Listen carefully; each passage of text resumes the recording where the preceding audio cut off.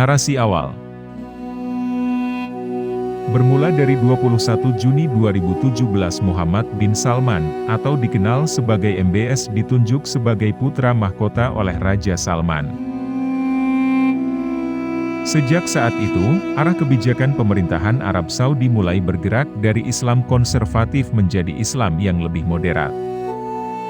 Beberapa kebijakan telah dilakukan sebagai bukti arah pemerintahan itu. Mulai dari wanita yang diperbolehkan untuk menyetir mobil sendiri, hidup tanpa adanya wali, memperlemah kekuasaan polisi agama di Saudi, hingga memperbolehkan adanya konser publik dengan penyanyi wanita. Lantas mengapa MBS memilih arah pemerintahan yang begitu moderat dan terkesan meninggalkan Islam konservatif?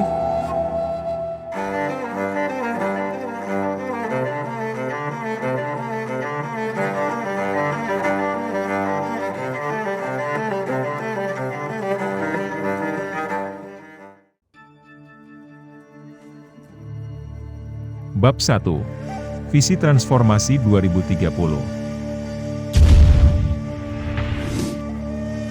Arah kebijakan pemerintah Saudi tak bisa dilepaskan dari visi transformasi mereka hingga 2030. Dari visi 2030 itu, ada 3 bagian yang ditargetkan pemerintah untuk transformasi ekonomi.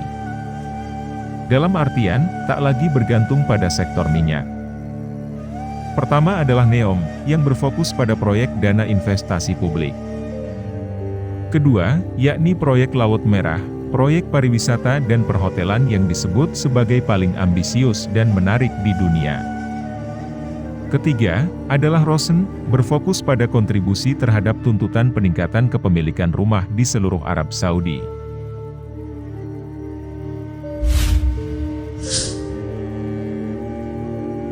Adanya visi 2030 itu, dinilai sulit tercapai jika Arab Saudi masih berpegang teguh pada pola pemerintahan Islam konservatif. Melalui pengumumannya langsung, MBS bahkan menegaskan bahwa Saudi tak bisa terus-menerus bertahan pada sektor ekonomi minyak. Untuk itu, sumber-sumber ekonomi yang terhambat akibat konservatisme, harus dicari jalan keluarnya. Islam moderat dinilai merupakan salah satu solusi yang diterapkan. Maka, jangan heran jika MBS pun menerapkan itu dalam pemerintahan.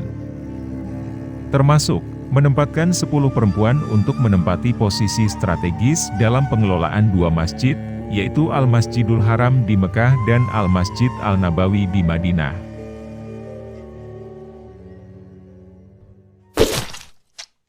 Bab 2. Citra Internasional.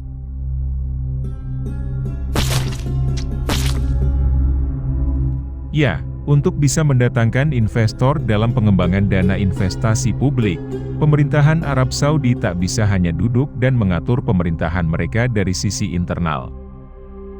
Mereka perlu untuk show off keluar. Itulah diperlukan adanya pencitraan internasional. Islam moderat dinilai sebagai langkah toleran yang mampu mempertahankan para investor untuk yakin berinvestasi di Saudi.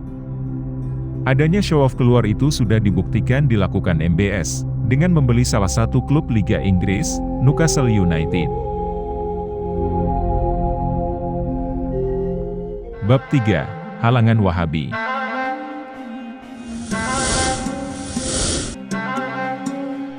Dalam proses menuju 2030 itu, ambisi MBS tentu tak bisa dibilang mulus. Pasti memiliki rintangan, yang salah satunya ada pada Wahabi. Wahabi atau Wahabisme adalah suatu ajaran yang dibawa oleh Muhammad bin Abdul Wahab sebagai bentuk reformasi ajaran Islam di Arab Saudi. Adapun inti dari ajarannya adalah mengembalikan ajaran Islam hanya pada Al-Quran dan hadis. Simpelnya, Wahabi menganggap bahwa Arab Saudi harus kembali pada Islam yang benar. Islam yang kembali pada ajaran Al-Quran dan hadis. Memilih Islam moderat mereka anggap sebagai kesesatan.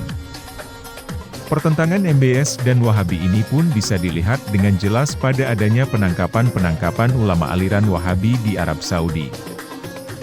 Seperti misalnya penangkapan Sheikh Saud Al-Funaisan, seorang profesor universitas dan mantan dekan Fakultas Syariah di Universitas Al-Imam di Riyadh. Lalu ada nama Sheikh Abdullah Basfar, salah satu qari ternama dan guru besar pada jurusan Syariah dan Studi Islam di Universitas King Abdul Aziz, Jeddah. Bisa dibilang hingga 2030, sinyal beda sikap antara Wahabi dan MBS ini masih terus akan berlangsung. Lantas, mampukah MBS mewujudkan visi transformasi 2030 Arab Saudi itu? Kita tunggu saja.